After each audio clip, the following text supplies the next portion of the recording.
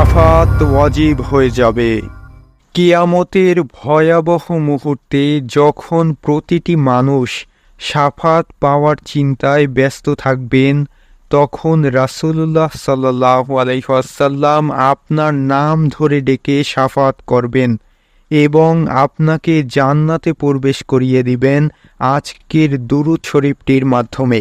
কিয়ামতের সেই কঠিন সময়ে প্রতিটি মানুষ একজন নবীর কাছে শাফাতের জন্য গমন করবেন। সর্বশেষে তারা আল্লাহর হাবিব সাল্লাল্লাহু আলাইহি ওয়াসাল্লাম এর কাছে যাবে। তখন রাসূলুল্লাহ সাল্লাল্লাহু আলাইহি ওয়াসাল্লাম মানুষদেরকে শাফাত করার জন্য আল্লাহ তাআলার কাছে অনুমতি প্রার্থনা করবেন। তখন আল্লাহ রব্বুল আলামিন তার হাবিবকে অনুমতি দিবেন, ফলে রাসূলুল্লাহ শাফাতের জন্য সকল মানুষদেরকে একত্রিত করবেন। তখন সেই ভয়াবহ মুহূর্তে প্রতিটি মানুষের একটাই চিন্তা থাকবে যে আল্লাহর হাবিব যেন আমাকে শাফাত করেন।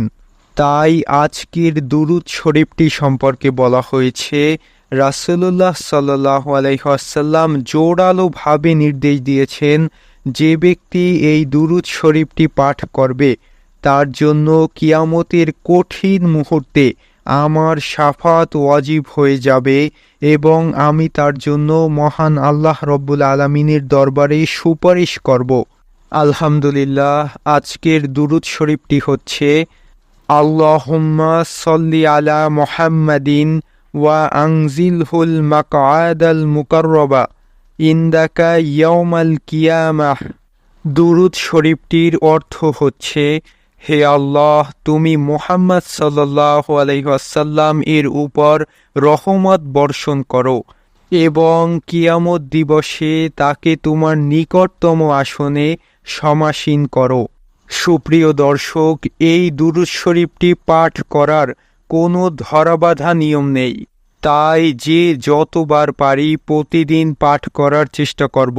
এই দুরূদ শরীফটি কিয়ামতে আল্লাহর হাবিবের শাফাতকে আপনার জন্য ওয়াজিব করে দিবে ইনশাআল্লাহ।